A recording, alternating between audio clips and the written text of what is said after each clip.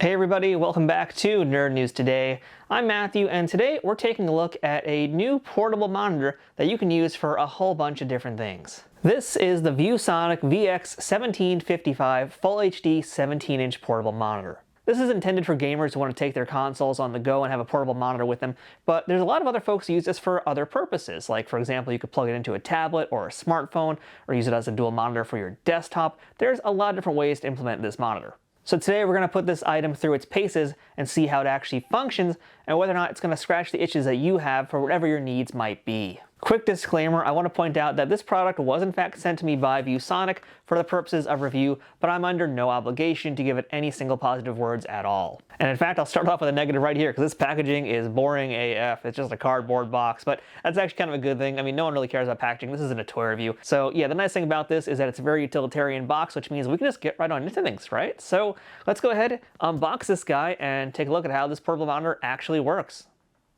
While I unbox this, I'm going to run down some of the specs here.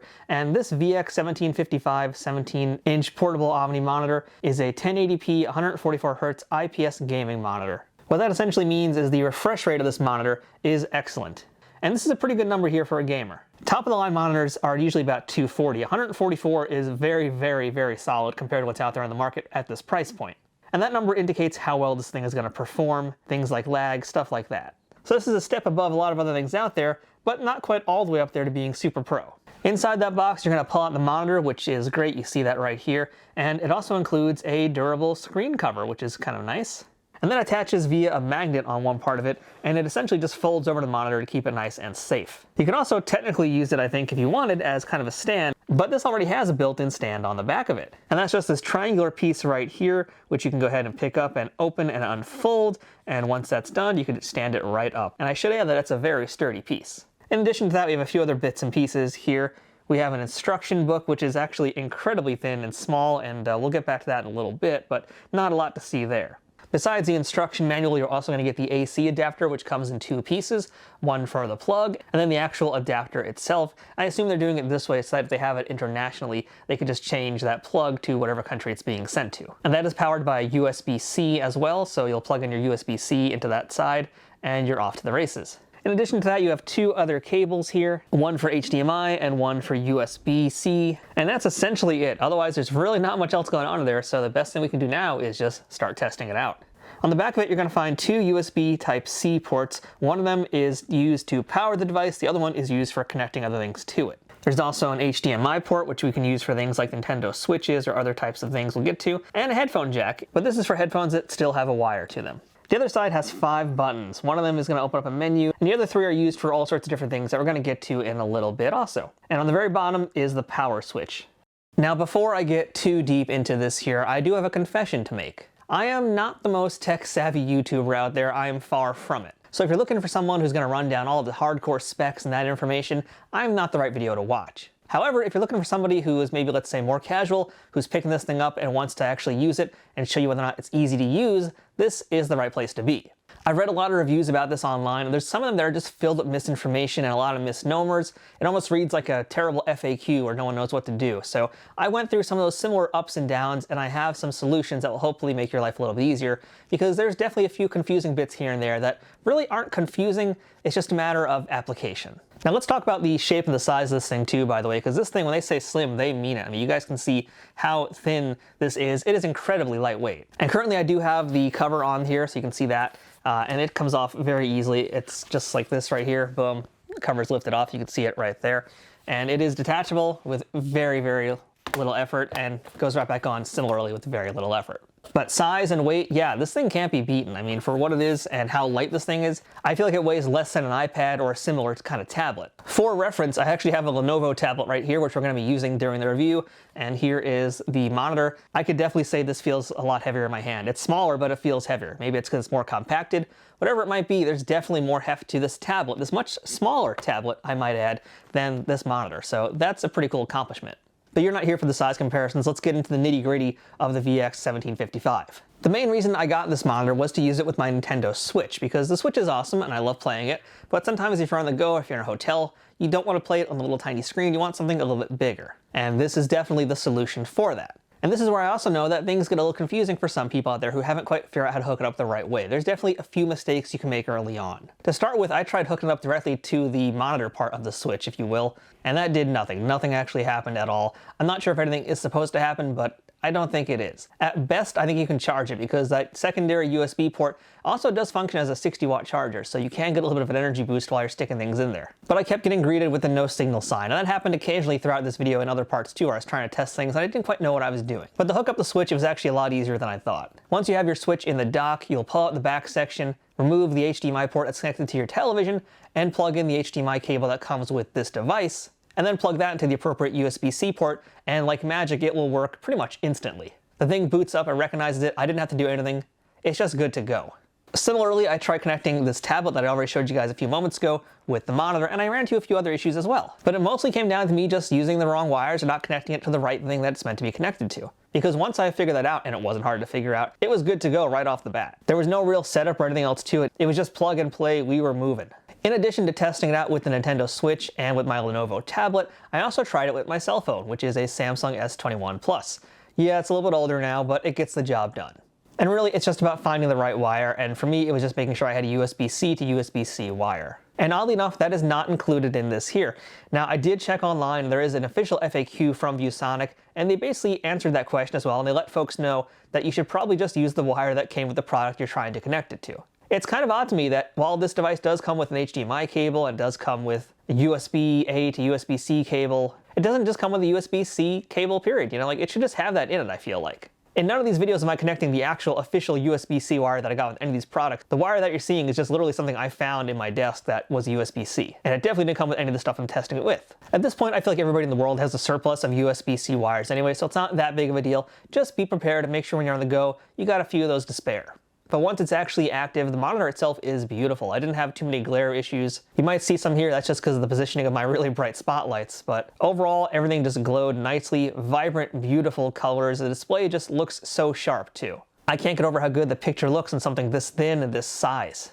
And that went across the board for any of the devices that I tried it out with. Whether it was the tablet or my phone, everything just looks so good and pretty much the same as you'd see on any other device out there. I tested it on the Switch by playing some Animal Crossing with my Lenovo tablet. I used a game of Vampire Survivors, and don't judge me, please, I'm actually a very good Vampire Survivors player. I just haven't played it a ton on that tablet. That's why I've only got like 5 characters right now. And on my phone, I just kind of tested to see what it would do, because it does actually have a pretty different function, which we'll come back to. But I did show off some photos on this, which you can see here, and they're photos of a sunset I took recently, and they just look really bright and pretty and just as good as they would appear on my computer. The colors are just wonderful. It's as nice as you're gonna find, really, no matter what kind of device that you're using, so that's a plus. As far as gaming goes, I didn't find any kind of lag at all with these devices, and that was something that I was looking very much for. Once I had them plugged in, everything moved around fine, no problem. All look good, all played good, and it's a lot of fun just having the option to have this sort of versatility to make your game on the go look a little bit bigger. Now, when you plug your smartphone into the VX1755, you're going to notice that a menu will pop up. At least it did for me using a Samsung phone,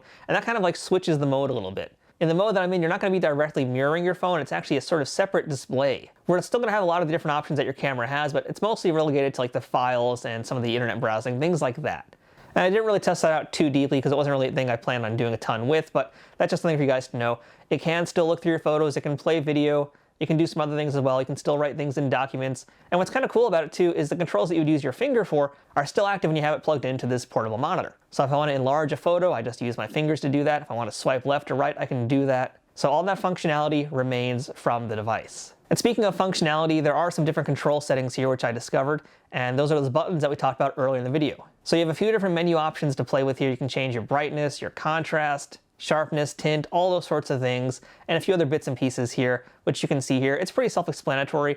I don't really need to go into all the little things you can do with it because I feel like pretty typical to what a monitor has, or what you would hope for a monitor. The important part is that everything is very easy to navigate and easy to use. It's all in your face, no hidden menus, really, nothing like that. It's just ready to go as soon as you're starting this thing up. And that really is like one of the best things about this monitor is that as soon as it's plugged in, I mean, you're ready to start using it immediately. There's no pause, no menus or anything like that. It's just go, go, go, and that's wonderful. That said, I do have a few things to nitpick here, and it's less about the functionality, it's really not at all, and more about some of the practical elements of this thing. A lot of folks who buy portable monitors don't know what to do with them. Heck, I'm one of them too. I had to kind of Google a few things to figure out what I was doing wrong, and that's kind of a problem across the board with a lot of them. And I think that is partly the instruction manual's fault here, because this thing really doesn't tell you much of anything. There's really only 4 pages of actual quote-unquote instructions. 2 of them are right here. It's just the title page and a rundown of what's inside the box. And on the opposite side, it just says, hey, look, this thing can tilt. And also, here's how you stick wires into the ports. That's it. The rest of the instruction manual is just the same kind of information in different languages. It's just like the warranty, basically, and all those disclaimers literally in just a ton of other languages, and an FCC compliance statement. So really, the instructions are kind of moot. Anything that you're going to figure out, it's going to have to be trial and error, or that you've used these things before and you know what you're doing.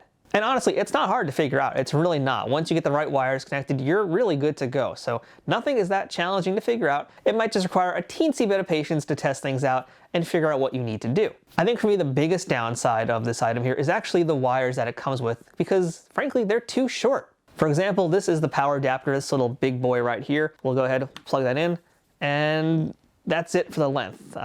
You can basically see it's not that far. The fact that my hands are still even able to do this on camera shows you how little this thing is. It's not a very long wire, and especially if it's going to be like hanging off a table or something. I mean, right now it's literally on the floor, and this is where it's coming up to me sitting down. So it's not a lot of space. And likewise, the other wires, you know, they're a decent length. It's actually not that bad at all for these guys. They're definitely similar size as what we just looked at here. It's not terrible. I mean, they don't need to be that huge. But the thing is, you know, you don't want to be sitting that close to this device in theory, right? So I feel like you need a little bit more space to play, a little bit more wiggle room. And that might be up to you to get wires that actually fit better than what they give you here. And don't get me wrong, these are good quality wires. They're great. That's not really an issue. It's just the fact that I would have liked some more flexibility to be able to move around a little bit further away from the AC adapter. To me, the real culprit is this AC adapter here, and it really is just too short, you know, in my opinion. Unless you have like an extension cord plugged into this, which by the way, I had to do for the Switch. I had to have an extension cord plugged into it. And that's just a kind of quality of life issue that I'm not a fan of, just how close everything has to be because of the AC adapter. I'm not sure if that's a nitpick or an actual practical problem though. It's something that bugged me and irked me with the way I have things set up, but it might not be as big of an issue for you and the way that your setup is. So that is just something I wanted to make people aware of, because it may or may not be bothersome to you. At the end of the day, this ultra slim 2-pound monitor is really awesome. There's really not a lot of bad things I can say about it. Those, to me, just kind of feel like nitpicks, and like I mentioned, might not be as troublesome to you as they were to me. But in spite of all that, I still think this is an amazing monitor. It does a lot of great things. It's wonderful for gamers, something good to use for folks who want to have a dual monitor setup perhaps. There's a lot of different uses for it. I'm mainly going to be using this for gaming, for things like my Switch or my phone. But it's cool to know that there is some versatility to this device. But the big question now is whether or not this is worth the price. On the ViewSonic website, this portable monitor retails for $239.99. But I'm sure if you shop around different locations, you'll be able to find it at different price points. And I would say for my money, I think that's a pretty fair amount to pay for it. Keep in mind what you're paying for here is that portability. It is the weight, it is the slimness of this thing here. It's also that refresh rate, which is, to say again, pretty darn good for what it is. This is definitely a step above an entry-level portable monitor. There's definitely cheaper things out there, but they're not going to be as good. They're not going to look as nice. They're not going to function as well. This thing here, there's really no honest-to-goodness problems with it. And anybody who's complained about some of these things really just wasn't willing to test it enough or had the right wires or whatever it was. They might just be a few steps below me as far as being a caveman in tech versus being a Neanderthal in tech. If I can figure it out, you can figure it out. It's really not that difficult. I do wish maybe there was a little bit more information out there, but ViewSonic does have stuff on their website. There's more information there and on YouTube to kind of help you get started if you really need it. But again, a little bit of trial and error will go a long way. The VX1755 is easy to set up, it's a breeze to start using, and it looks great. It pairs up nicely with so many different devices. There's really nothing wrong with it, and it's a solid price for a really solid monitor. Now, if you want to pick up the VX1755 by ViewSonic for yourself, go ahead and check out some of the affiliate links in the description of this video below. If you click on any of those links, they help support this YouTube channel at no extra cost to you. So please consider clicking them and helping us out. Until next time, I'm Matthew. This has been Nerd News Today. One more time, that's the ViewSonic VX1755 portable gaming monitor. Thanks again. We'll see you guys next time. And hey, don't forget to send me your Animal Crossing friend code so I can visit your island.